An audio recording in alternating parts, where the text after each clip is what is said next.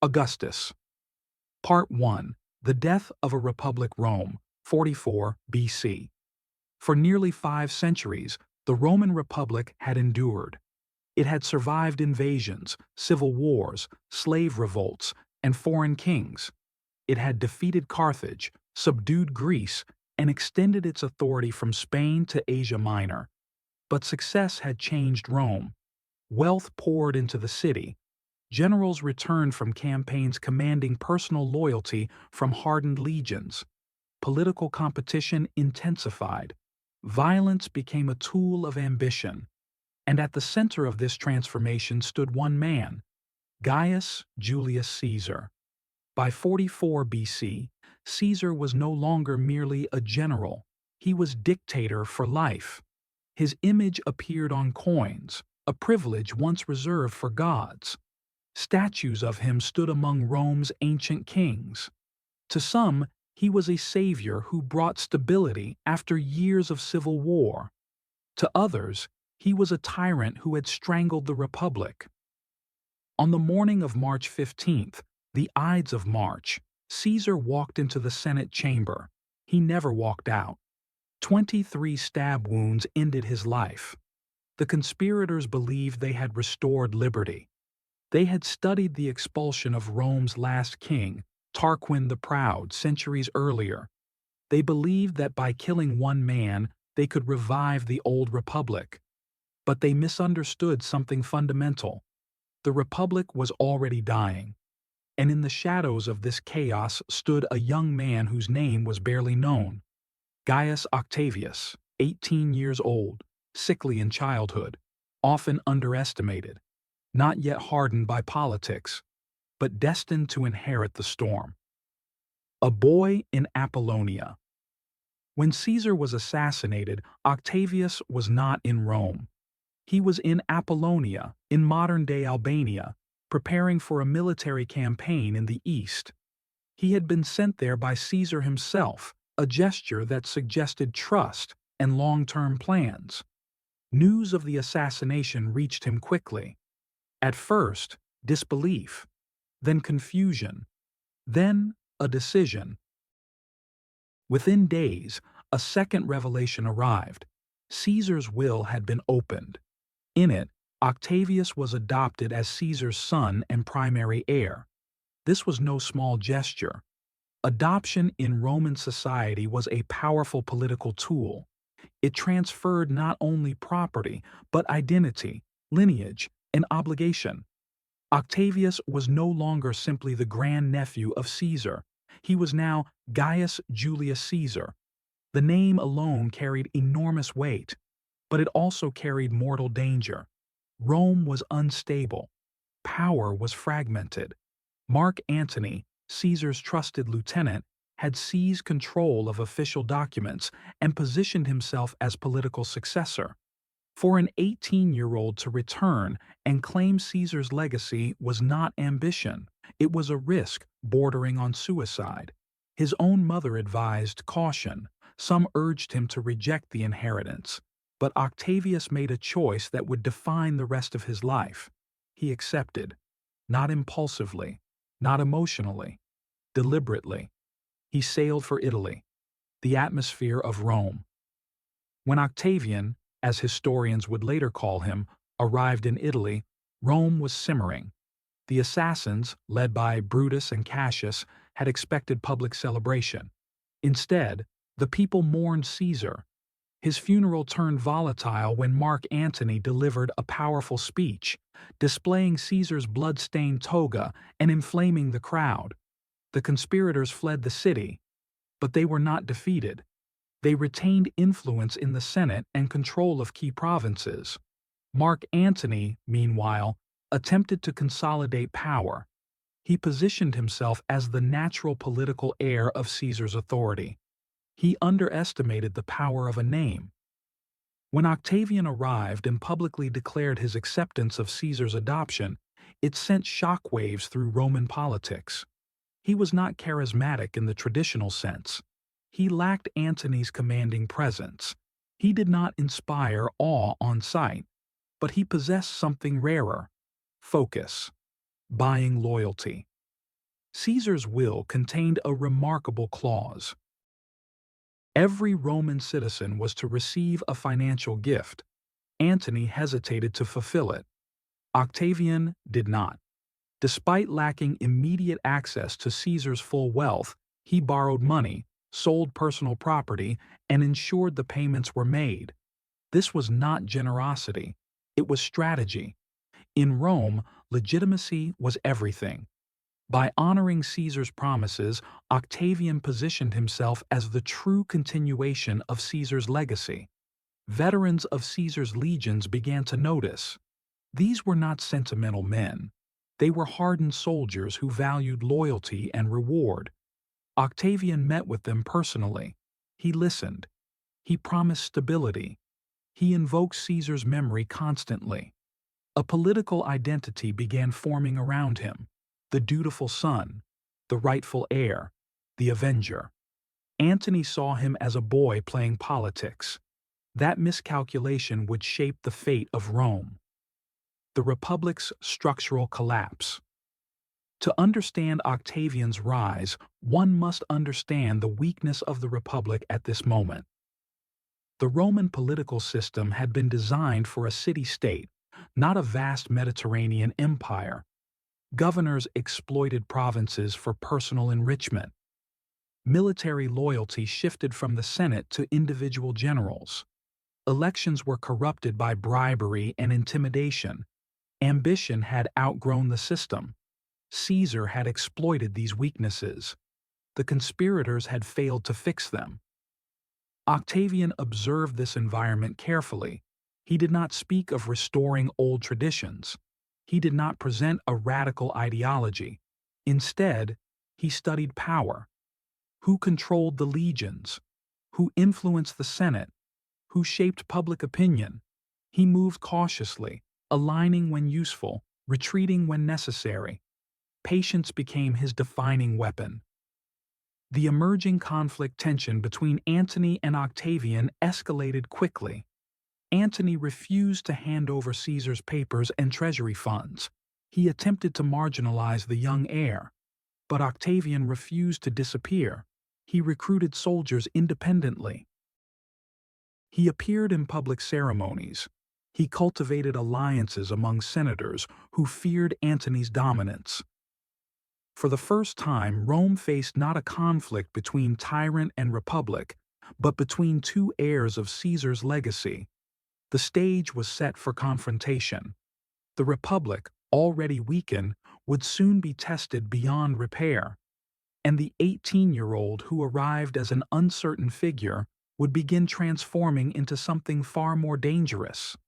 A political architect, a survivor. A man who understood that in Rome, power did not belong to the loudest voice. It belonged to the one who endured. Part 2. The making of a power player, 43 to 42 BC. By late 44 BC, Rome was no longer balancing on the edge of crisis. It had stepped into it. Mark Antony, acting consul and former ally of Caesar, sought to inherit the dictator's political machinery. He secured control of Caesar's documents, treasury resources, and influence within the Senate. He maneuvered aggressively, pushing legislation through assemblies and positioning himself as protector of Caesar's legacy. But the arrival of Octavian complicated everything. The young heir did not challenge Antony directly at first. Instead, he cultivated relationships with senators who feared Antony's growing dominance. Among them were men who had opposed Caesar. This was the irony of Roman politics. The adopted son of Caesar was now aligning with those who had resented Caesar's power, not out of loyalty, but out of shared convenience. Octavian understood something fundamental. In Rome, alliances were tools, not commitments. The road to Mutina. In early 43 BC, tensions exploded. Antony moved north to seize control of Cisalpine Gaul, a strategically critical province governed by Decimus Brutus, one of Caesar's assassins. The Senate, alarmed by Antony's aggression, declared him an enemy of the state. And they did something extraordinary. They authorized Octavian, barely 19 years old, to command troops against Antony. This was unprecedented. Rome did not entrust armies to teenagers.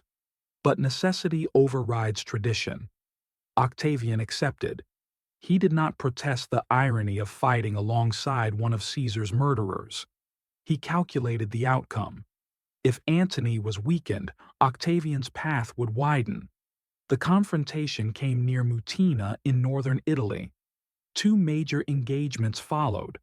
The Senate's consuls led the primary assaults. Octavian commanded reserve forces and legions loyal to Caesar's memory. Antony was pushed back, but victory came at a cost. Both consuls died in battle. Their deaths changed everything. Suddenly, Octavian controlled their legions, and no senior Republican general remained to command them. The Senate expected him to surrender authority. He refused. The first march on Rome. At this moment, Octavian revealed the steel beneath his calm exterior. He understood the imbalance of power. The Senate had used him. Now he would use them. When they attempted to sideline him and negotiate separately with Brutus and Cassius, Octavian acted decisively. He marched on Rome, not as a rebel screaming revolution, not as a tyrant declaring dictatorship, but as a Roman general demanding recognition. It was a calculated display of force. The message was simple: ignore me, and the legions will remind you who matters. The Senate capitulated. In August of 43 BC, at the age of 19, Octavian was elected consul, the youngest in Roman history. The Republic had not collapsed yet, but its traditions were bending beyond repair. The shift in strategy. Once inside the political system, Octavian changed direction again. He realized something critical. The assassins of Caesar still commanded significant forces in the east. Antony remained powerful. The Senate was divided and unreliable. If civil war was inevitable, it would be better to control its structure rather than react to it. So he did the unthinkable. He reconciled with Mark Antony. The two men met near Bologna in late 43 BC. Alongside them stood Marcus Aemilius Lepidus. Together, they formed a formal alliance known as the Second Triumvirate. This was not an informal power-sharing agreement like the alliance between Caesar, Pompey, and Crassus years earlier. This was legalized dictatorship. The triumvirs were granted authority for 5 years with powers surpassing traditional magistrates. They could appoint officials. They could pass laws without Senate approval. They could wage war without consultation. The Republic still existed in name. In practice, it had been suspended. The proscriptions, terror as policy. To consolidate power and finance their armies, the triumvirs initiated proscriptions. Lists were posted in public spaces across Rome, names of enemies, men declared outlaws, their property confiscated, their lives forfeit. Rewards were offered for their capture or death. It was systematic and ruthless. Political opponents, wealthy elites, former allies, none were safe. Among the most famous victims was Cicero, once Rome's greatest orator and defender of republican ideals. He had openly criticized Antony. Octavian did not protect him. Despite having once admired Cicero, Octavian allowed his execution. It was a defining moment. Personal sentiment had no place in survival politics. Cicero's severed head and hands were displayed in the forum. The message was unmistakable. Resistance would not be debated. It would be eliminated. The proscriptions terrorized Rome. Families were destroyed, fortunes erased. But they achieved their objective. The triumvirs secured money. They eliminated rivals. They consolidated control. Octavian, still barely 20, was now complicit in organized political violence on a massive scale. The transformation had begun. The cautious youth had evolved into a calculating statesman capable of cold decisions. Preparing for the final reckoning. With Italy secured through fear and force, attention turned eastward. Brutus and Cassius, the leading assassins of Caesar, had gathered powerful armies in Greece and Asia Minor. They controlled wealthy provinces and commanded experienced legions. The conflict ahead would determine the future of Rome. Was the Republic to be restored under senatorial leadership, or would power permanently belong to military strongmen? In 42 BC, the triumvirs marched east. The armies converged near the town of Philippi in Macedonia. Two massive forces, tens of thousands of soldiers. Years of political tension crystallized into open war. The outcome would decide not just leadership, but the very structure of Roman governance. For Octavian, this was more than revenge for Caesar. It was a test. Could he survive direct confrontation with seasoned Republican commanders? Could he stand alongside Antony, whose battlefield reputation overshadowed his own? The boy who arrived in Rome months earlier as an uncertain heir was now co-ruler of the Roman world, but survival required victory. And at Philippi, the fate of the Republic would be sealed. Excellent. We continue. Below is Part 3, the Battles of Philippi, the psychological contrast between Antony and Octavian, the death of the Republic's last defenders, and the fragile division of power that followed. Augustus. Part 3, Philippi, the end of the Republic, 42 BC. By the autumn of 42 BC, the Roman world had divided into two armed camps. In the west stood the triumvirs, Octavian, Mark Antony, and Lepidus, commanding vast resources, hardened legions, and the political machinery of Rome. In the east stood Marcus Brutus and Gaius Cassius Longinus, the leading conspirators behind Caesar's assassination. They had not fled into obscurity. Instead, they had moved swiftly to secure Syria, Asia Minor, and Greece. They controlled immense wealth and commanded experienced armies. This was no rebellion. It was a civil war between two visions of Rome. One claimed to defend liberty. The other claimed to defend stability, and neither side could coexist. The armies assemble.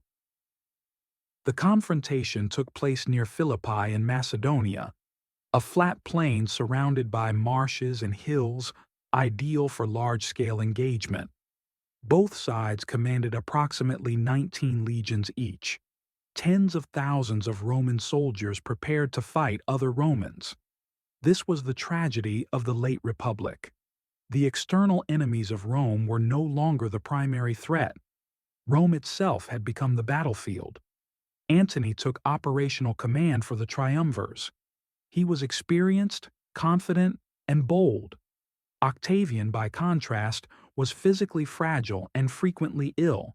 Ancient sources suggest he was sick during portions of the campaign. He lacked Antony's battlefield charisma, but Octavian understood something else. He did not need to be the best general, he needed to survive. The First Battle of Philippi. In early October 42 BC, the first engagement began. Antony launched an aggressive assault against Cassius's forces. Through maneuvering and persistence, Antony broke through enemy lines and captured Cassius's camp. Simultaneously, Brutus attacked Octavian's position. Octavian's camp was overrun. According to some accounts, Octavian had been warned in a dream and avoided capture by leaving his tent shortly before it was taken. Whether legend or fact, one thing is clear: he narrowly avoided disaster. The battlefield was chaotic. Communication failed. Dust and smoke clouded visibility. Cassius, believing Brutus had been defeated and unaware of Antony's success, made a fatal decision. He ordered his own servant to kill him. It was a catastrophic miscalculation. Brutus, still alive and commanding significant forces, suddenly lost his most experienced ally. The first battle ended without decisive resolution, but morale shifted. The conspirators were fractured. The second battle 3 weeks later, a second engagement erupted. This time, Antony again pressed aggressively. Brutus's forces, though still formidable, were demoralized by Cassius's death. The lines collapsed under pressure. Brutus retreated to nearby hills with a handful of loyal followers. He understood the outcome. The republic he had tried to save was finished. Rather than face capture, he took his own life. With Brutus's death, organized resistance to the triumvirs effectively ended. The assassins of Caesar were gone. The Senate had lost its military champions. The last serious attempt to restore the old republic died on that Macedonian plain. The psychological divide Philippi revealed something crucial about Octavian and Antony. Antony thrived in battle. He was bold, instinctive, and charismatic under pressure. Octavian was different. He survived. He endured. He did not rely on battlefield heroics to define his authority. He let Antony shine militarily, while he quietly consolidated political legitimacy. This contrast would shape their future conflict. After Philippi, the Roman world belonged to the victors. But unity among them was fragile, dividing the empire. Following their victory, the triumvirs divided Roman territories. Antony took control of the eastern provinces, wealthy, culturally sophisticated, and strategically complex. Octavian assumed control of the west, including Italy, Gaul, and Spain. Lepidus was granted Africa, though his influence steadily diminished. On paper, this division appeared stable. In reality, it created new tensions. Octavian inherited a severe problem. Thousands of veterans demanded land as promised. Land confiscations in Italy sparked resentment. Farmers were displaced. Communities destabilized. Civil unrest simmered. Antony, meanwhile, moved eastward into a world of Hellenistic courts, ancient monarchies, and diplomatic intrigue. The seeds of future rivalry were planted in this division. One would anchor himself in Roman tradition. The other would become entangled in the East. The cost of victory. Philippi was not a triumphant restoration of order. It was confirmation that Rome's old system could not survive. The Republic's checks and balances had been replaced by negotiated military dominance. Elections still occurred. The Senate still met. But real power rested with commanders who controlled legions. Octavian understood this more clearly than anyone. He had seen the pattern. Marius, Sulla, Pompey, Caesar, each had used military loyalty to override republican constraints. But unlike them, Octavian did not intend to rule through visible domination. He was learning something deeper. Open dictatorship invites resistance. Legitimized authority endures. The quiet transformation. In the years following Philippi, Octavian began refining his long-term strategy.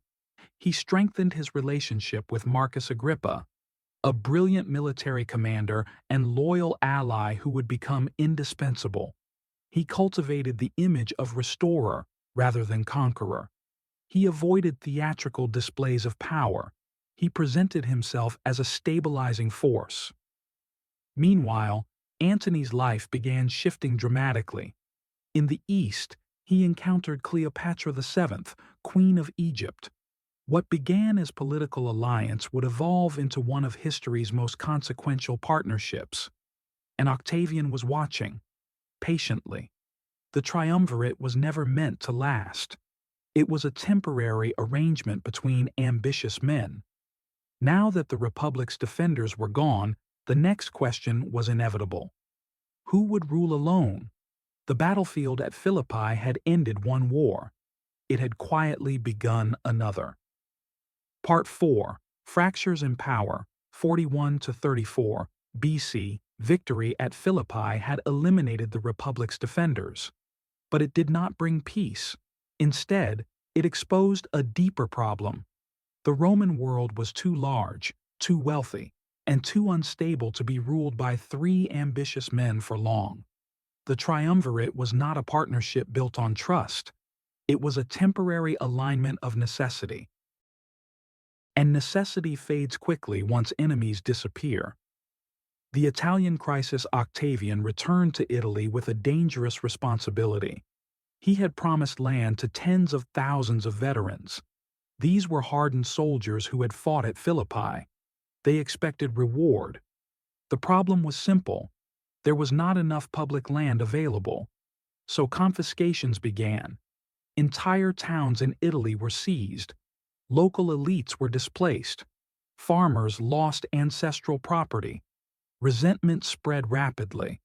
The very heart of Roman identity, the Italian countryside, was destabilized. This was not a minor inconvenience.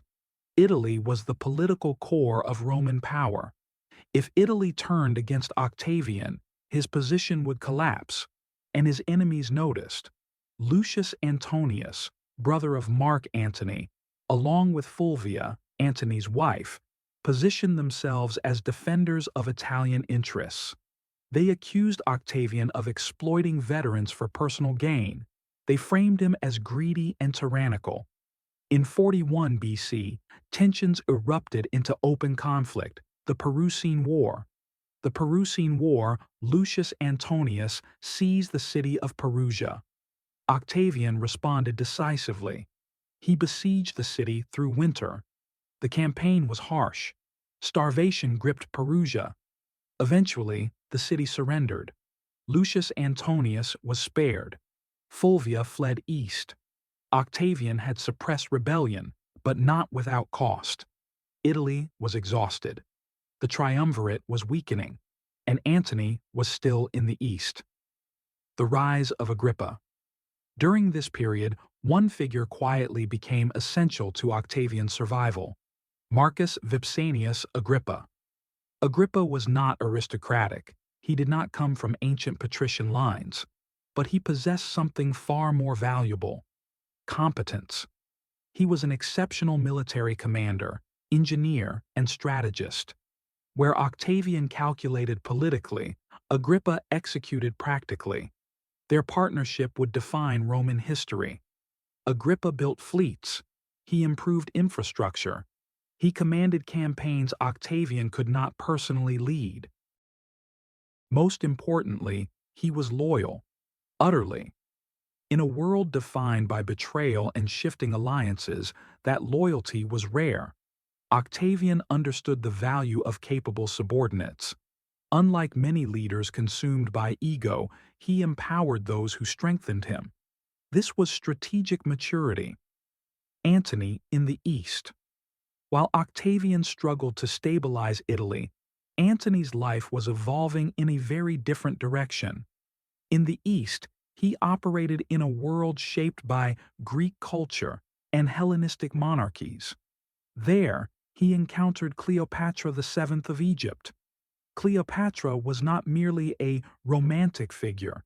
She was intelligent, multilingual, politically astute, and ruler of one of the wealthiest kingdoms in the Mediterranean. Their alliance was initially strategic.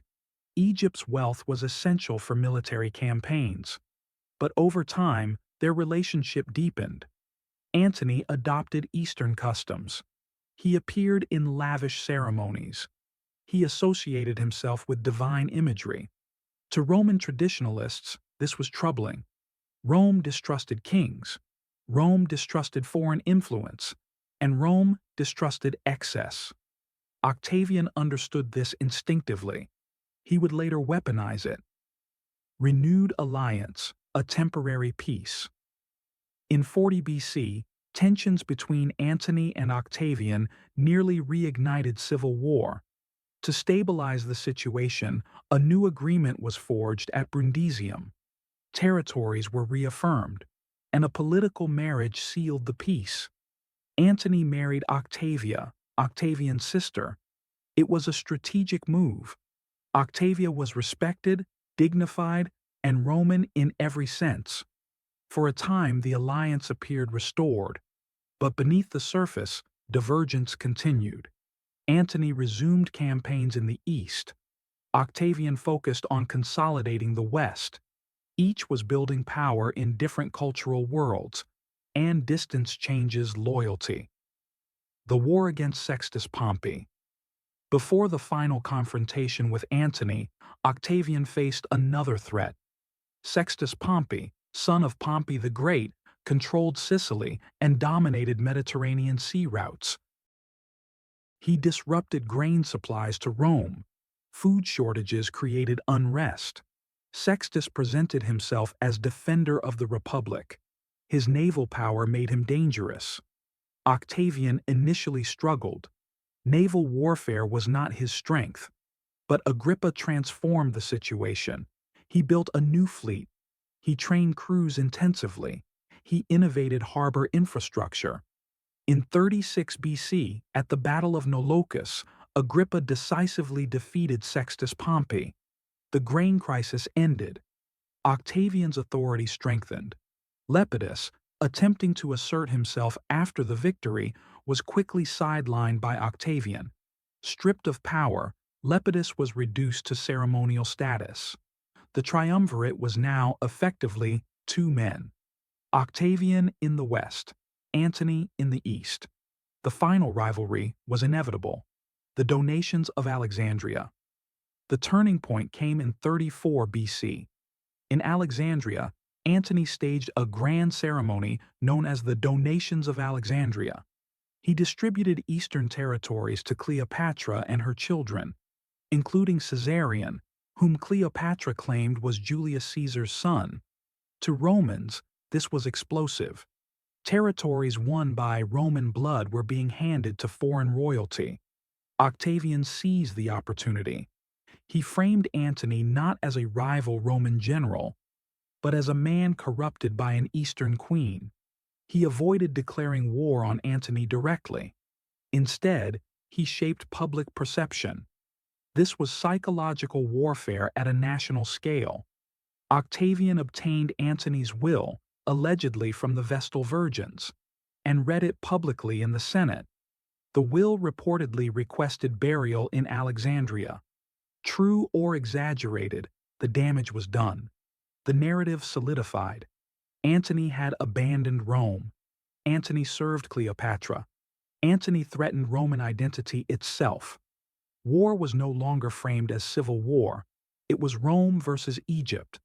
And Octavian positioned himself as defender of Roman tradition. The slow march toward Actium.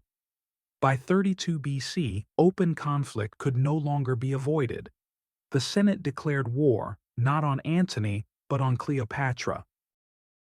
This distinction was deliberate. It preserved the illusion that Rome was united. Octavian's propaganda machine worked relentlessly. Coins were minted. Speeches circulated. The message was consistent: Rome must be protected from Eastern decadence. Antony and Cleopatra prepared their forces in Greece. Octavian and Agrippa mobilized in the west. The Mediterranean held its breath. The Republic was already dead. But now the future structure of Rome itself would be decided. Not in the Senate, not in the Forum, but at sea. Part 5. Actium. The birth of an empire, 32 to 30 BC. By 32 BC, the Roman world stood divided not merely by geography, but by identity. In the West, Octavian presented himself as the defender of Roman tradition, discipline, and stability. In the East, Mark Antony ruled alongside Cleopatra, Queen of Egypt, commanding vast wealth, naval forces, and the resources of Hellenistic kingdoms. But perception had already begun shaping the war before a single ship sailed. Octavian's greatest weapon was not a sword, it was narrative. Framing the conflict. Octavian understood Roman psychology with surgical precision. Rome despised kings. Rome feared foreign domination. Rome associated luxury with moral decline.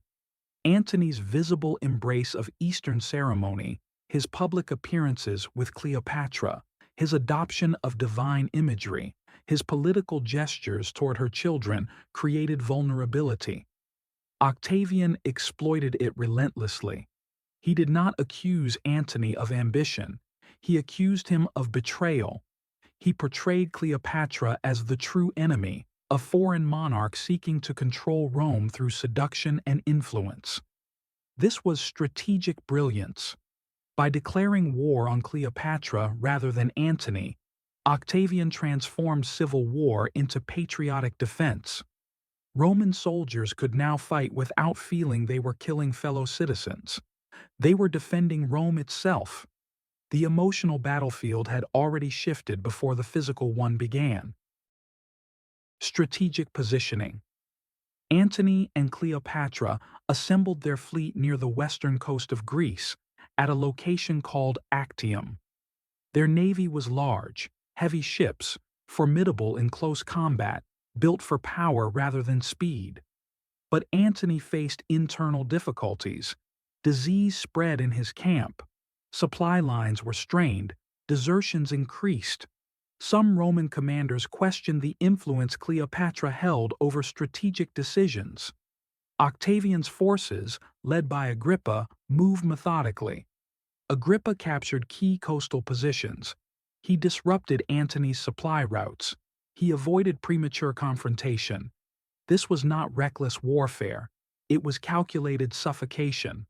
Agrippa understood naval logistics. He cut Antony off from reinforcements and provisions. Gradually, the larger fleet became a liability. The tension before battle. For months, both sides hesitated. Antony could have withdrawn by land. He still commanded significant legions, but retreat would appear weak. Cleopatra urged preservation of their fleet. Egypt's power rested on naval strength. Antony faced a terrible choice: fight at sea, where his ships were slower and heavier, or abandon the fleet and risk fragmentation of his coalition. He chose the sea. This decision would define his fate. The Battle of Actium, September 2, 31 BC. At dawn, the fleets engaged. Agrippa's ships were lighter, faster, more maneuverable. Antony's were massive, built to ram and board. The battle was not a simple clash. It was a grinding struggle of positioning and endurance. Agrippa avoided direct collision where Antony's heavy ships had advantage. Instead, he harassed flanks, targeted vulnerable sections, and exploited gaps. Smoke filled the air as flaming projectiles arced across water. For hours, neither side gained decisive dominance. Then, at a critical moment, Cleopatra's squadron broke through the line and sailed south. Antony followed her. Why remains debated. Was it pre-planned? Was it panic? Was it strategic withdrawal? To those remaining on the battlefield, it appeared as abandonment. Leadership evaporated. Morale collapsed. Octavian's forces pressed forward. The remaining fleet surrendered or burned. Actium was not merely a military defeat. It was psychological annihilation. Antony had lost not only ships, but credibility. The final collapse. After Actium, the unraveling accelerated. Octavian did not rush recklessly. He consolidated. He secured Greece. He tightened control. Antony and Cleopatra retreated to Egypt. For nearly a year, tension lingered. Antony attempted to rebuild morale. Cleopatra prepared contingency plans. But their alliance was fractured by doubt. Desertions continued. Allies reconsidered loyalties. In 30 BC, Octavian marched into Egypt. Alexandria fell. The final confrontation approached. The death of Antony. When Octavian's forces entered Alexandria, confusion and misinformation spread. Antony received false news that Cleopatra had taken her own life. Believing everything lost, he fell on his sword. Mortally wounded, he was carried to Cleopatra's mausoleum, where he died in her arms. The once powerful general who had commanded half the Roman world died defeated and isolated. Cleopatra attempted negotiation. She hoped to preserve her children's power. Octavian, cautious and calculating, refused to risk her becoming a symbol of resistance. Soon after, Cleopatra committed suicide, traditionally believed by the bite of an asp, though the exact method remains uncertain. With her death, Egypt ceased to exist as an independent kingdom. It became a Roman province, but not an ordinary one. Octavian claimed it as his personal domain. Egypt's immense wealth flowed directly into his control. For the first time since the civil wars began decades earlier, one man ruled unchallenged. Alone at the summit in 30 BC, Octavian stood as sole master of the Roman world. No rival legions, no competing generals, no Eastern monarchs. The Mediterranean was unified under one authority. But this was the most dangerous moment of all. History offered warnings. Sulla had seized dictatorship and retired. Caesar had taken power openly and been assassinated. Rome hated kings. If Octavian declared himself monarch, he would invite the same fate. He had won through war. Now he had to win through restraint. This required something far more difficult than victory in battle. It required redesigning power itself. The transformation begins. Octavian returned to Rome in triumph. He celebrated victory. He closed the gates of the Temple of Janus, a symbol that Rome was at peace. For the first time in generations, civil war had ended.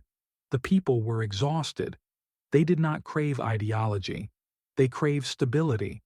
Octavian understood the mood perfectly. He would not present himself as conqueror. He would present himself as restorer. But restoration would be carefully staged. Power would remain concentrated. Only its appearance would change. The next chapter of Roman history would not begin with crowns or proclamations. It would begin with subtlety. And in that subtlety lay the genius of Augustus. Part 6. The Illusion of Restoration, 30 to 23 BC. In 30 BC, Octavian stood alone at the summit of power. Every rival had fallen. The civil wars were over. The Mediterranean world answered to one authority. But absolute power in Rome was a dangerous possession. Julius Caesar had accepted dictatorship openly. He had been murdered for it. Octavian had studied that lesson carefully. If Rome could not tolerate a king, then he would not become one. He would become something subtler, something unprecedented. The Return of Power, January 27th, BC. In January of 27th BC, Octavian staged one of the most remarkable political performances in history. Before the Senate, he announced that he was restoring power to the Republic. He claimed that his extraordinary authority, granted during the civil wars, was no longer necessary. He formally relinquished control of the state. It was a masterstroke. The Senate, composed largely of men who owed their positions to him, reacted exactly as he anticipated. They begged him to retain authority. They argued that Rome still required stability, that the provinces needed firm leadership, that the peace was fragile. Within days, a new settlement was negotiated. Octavian would not be dictator. He would not be king. He would instead hold imperium over key provinces, particularly those containing the majority of Rome's legions. These were labeled imperial provinces. The remaining peaceful territories were entrusted to the Senate. On paper, the Republic still functioned. In practice, military power remained in his hands. This arrangement became known as the First Settlement, and with it, a new political system was born. The title Augustus. The Senate granted Octavian a new name, Augustus. The word carried religious and symbolic weight. It suggested reverence, dignity, and sacred authority. It did not suggest monarchy. It was brilliant branding. He also adopted the title princeps, meaning first citizen, not ruler, not dictator, first among equals. This was the genius of Augustus. He did not abolish the republic, he absorbed it. The Senate continued to meet. Magistrates continued to be elected. Consuls still held office. But the true balance of power had shifted permanently. Augustus controlled the legions, the treasury of Egypt's strategic provinces, appointment of key officials. He built a system where opposition was structurally impossible without appearing disloyal to peace itself. The architecture of authority. Augustus's power did not rest solely on titles, it rested on layered legitimacy. He held multiple offices simultaneously: consul tribune-like authority, tribunitia potestas, supreme military command, imperium maius, each granted specific rights. Together, they created comprehensive control. Tribunician power allowed him to propose legislation and veto decisions. Imperium maius gave him authority over all provincial governors. He did not need to appear autocratic. Legal frameworks justified every action. The republic's mechanisms were not destroyed. They were redirected. This system became known as the Principate. It was monarchy in practice, republican in appearance, and it would endure for centuries. The Pax Romana begins. For the first time in decades, Rome experienced sustained peace.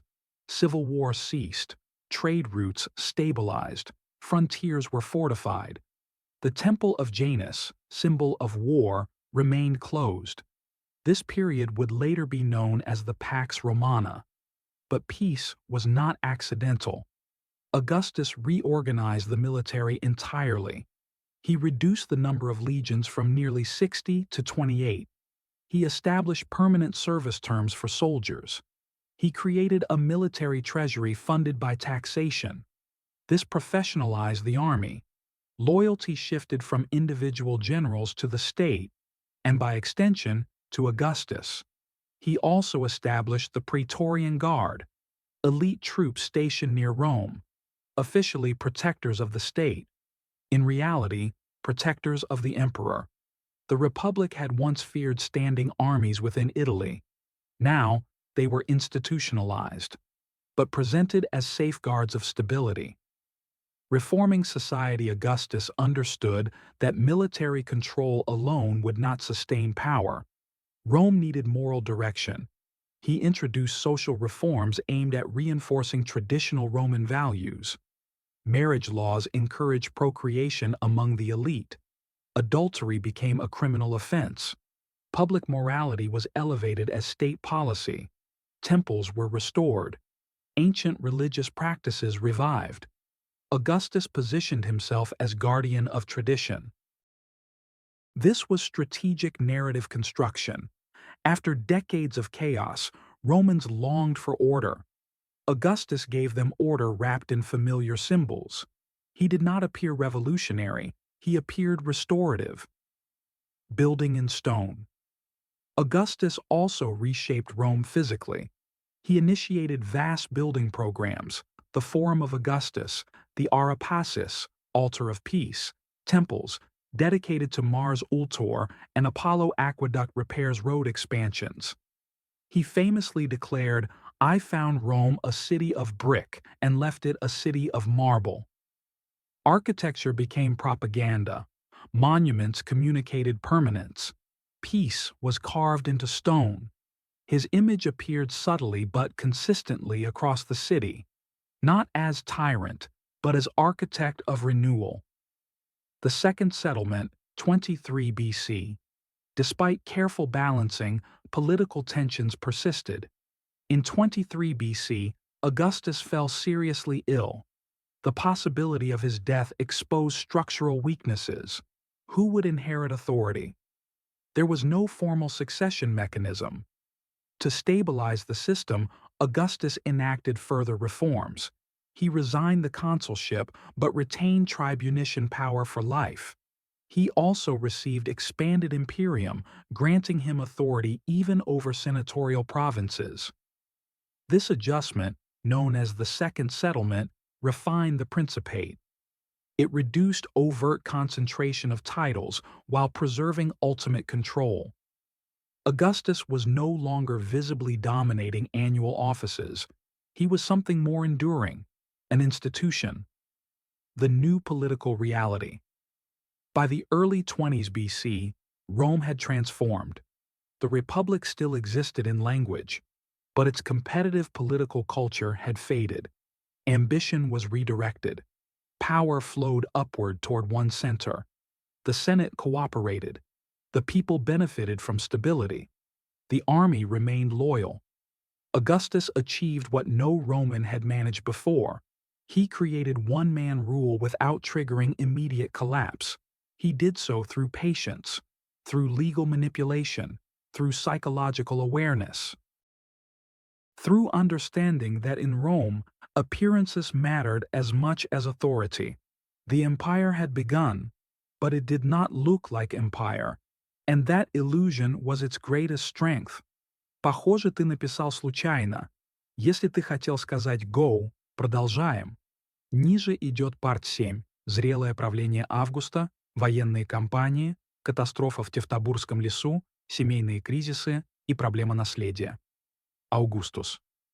Part 7. The Weight of Empire, 23 BC to AD 9.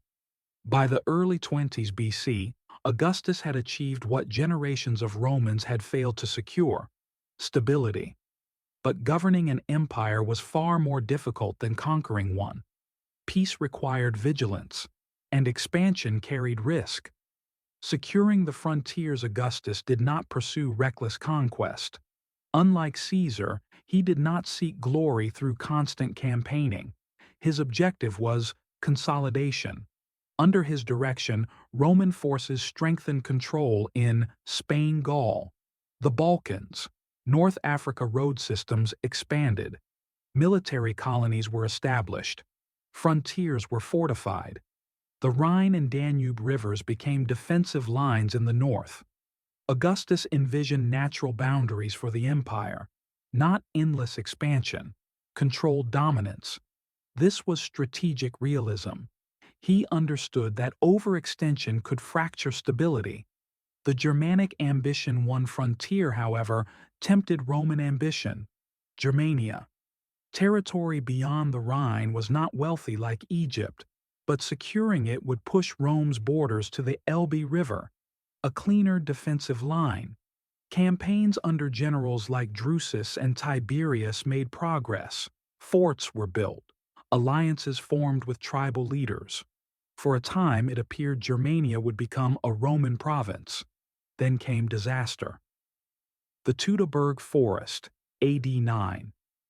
In AD 9, Publius Quinctilius Varus, governor of Germania, marched 3 legions deep into tribal territory. He trusted a local chieftain named Arminius, who had served Rome and gained citizenship. Arminius betrayed him. In the dense Teutoburg forest, Roman columns were ambushed. For 3 days, rain, mud, and guerrilla tactics destroyed the legions. 3 entire legions, 17th, 18th, 19th, were annihilated. Eagles captured, survivors slaughtered. It was one of the worst defeats in Roman history. When news reached Augustus, ancient sources record that he struck his head against palace walls, crying, "Quinctilius Varus, give me back my legions." Whether exaggerated or not, the shock was real. Germania would not be conquered. Augustus abandoned expansion beyond the Rhine. The empire's limits had been defined. The personal cost of power. Publicly, Augustus appeared controlled and dignified. Privately, his life was filled with disappointment. He had only one biological child, Julia. Her marriages were political tools, first to Marcellus, then to Agrippa, later to Tiberius. Augustus intended to shape succession through her lineage, but Julia became involved in scandal. accused of adultery and moral misconduct. The irony was profound. The architect of Rome's moral legislation could not control his own household. Augustus exiled her. It was a brutal decision. State over family, always. Agrippa, his most trusted ally, died in 12 BC. Drusus, promising general, died from injuries. Gaius and Lucius Caesar, his chosen heirs, both died young. The succession plan collapsed repeatedly. Augustus aged. The illusion of permanence faced biological reality. Tiberius, the reluctant heir. Eventually, Augustus turned to Tiberius, stepson through his marriage to Livia. Tiberius was capable, experienced, disciplined, but he lacked warmth. He had been pushed aside earlier in favor of Julia's sons. Now he was recalled. Reluctantly, Augustus adopted him as son and successor. This adoption was not emotional. It was structural necessity. The principate required continuity. Without clear succession, the system could fracture. Augustus was no longer simply ruling. He was preserving architecture. The emperor as institution. By the final decade of his life, Augustus had become more symbol than man. His image appeared across the empire. Coins bore his likeness. Cities built temples in his honor. The imperial cult began developing, particularly in the provinces. He was not officially a god in Rome, but reverence surrounded him. The Senate deferred to him. Governors reported to him. The army swore loyalty to him. He had transformed personal dominance into institutional authority. This was the ultimate achievement, power that survives the body. The final years Augustus spent his later years in relative calm. Administration functioned. Trade flourished. Road networks connected distant provinces. For ordinary citizens, life was more predictable than it had been in generations. The chaos of civil war had faded into memory, but Augustus understood something few rulers do. Peace is fragile. It rests on structure, discipline, and perception, and when he died, that structure would be tested. Part 8. Death of a Man, Birth of a System, AD 14. By the summer of AD 14, Augustus was 75 years old.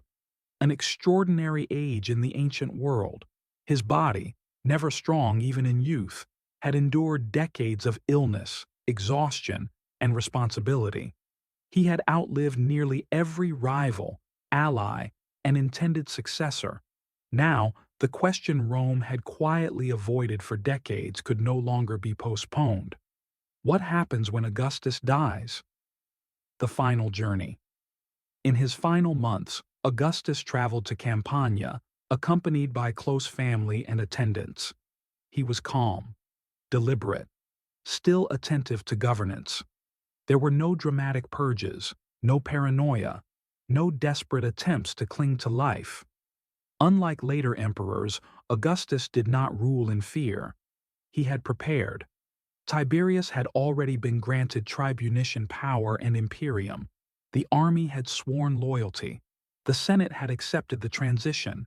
This was not an accident. It was design. According to tradition, Augustus' final words to those around him were theatrical and revealing. "Have I played the part well? Then applaud as I exit." It was not arrogance, it was self-awareness.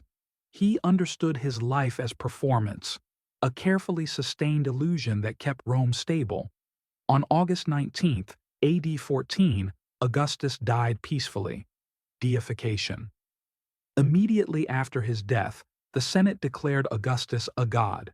Divus Augustus. Temples were raised, priests appointed, festivals established. This was not merely religious devotion, it was political reinforcement. By making Augustus divine, Rome legitimized the system he created. To oppose the Principate now meant opposing a God-ordained order.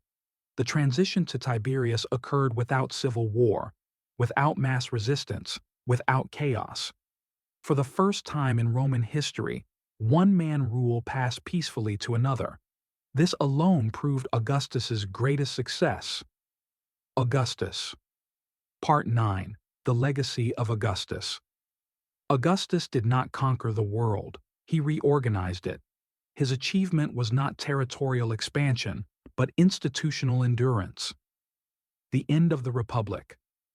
The Roman Republic did not fall in a single moment, it eroded. Augustus did not destroy it. He preserved its appearance while removing its function. Elections continued. The Senate existed. Magistracy survived. But competition, the lifeblood of the Republic, was gone. Ambition no longer fought upward. It flowed toward the center, toward the emperor. This eliminated civil war and replaced freedom with stability. For Romans exhausted by generations of bloodshed, it was a price worth paying. The Pax Romana reconsidered. The Pax Romana is often romanticized, and compared to what came before, it was remarkable. Trade expanded across continents, cities grew, infrastructure flourished, law standardized life across vast distances. But peace had a cost. Political dissent vanished. Power depended on imperial favor. Future emperors inherited Augustus's structure, but not his restraint. Some would govern wisely. Others would rule brutally. But none could escape the system he built. Augustus the man. Augustus was not warm. He was not charismatic. He was not inspiring in the traditional sense. He was controlled, emotionally distant, calculating. He sacrificed friends, exiled his daughter, allowed rivals to die when necessary. He believed the state mattered more than individuals, including himself. This made him effective and lonely. Why Augustus succeeded, where others failed. Julius Caesar seized power openly. Sulla ruled through terror. Pompey relied on prestige. Antony relied on charisma. All failed. Augustus succeeded because he understood something deeper. People resist domination, but they accept structure. He ruled indirectly. He ruled patiently. He ruled through law, symbolism, and exhaustion. He did not ask Rome to love him. He asked Rome to rest. The world after Augustus. For nearly 2 centuries after his death, Rome remained largely stable. Emperors came and went. Borders shifted. Crises emerged. But the imperial framework endured. Every emperor, good or bad, ruled as Augustus had designed. Even those who hated him could not escape his shadow. Conclusion. The architect of empire. Augustus was not the greatest general in Roman history. He was not the most feared. He was not the most brilliant speaker, but he was the most consequential. He ended the Roman Republic and ensured that its end felt like salvation, not loss. He transformed chaos into order, war into peace, ambition into administration, and personal power into permanent structure. That is why, more than 2,000 years later, his name still defines an age. Not because he ruled, but because what he built outlived him. Augustus, the man who turned victory into permanence.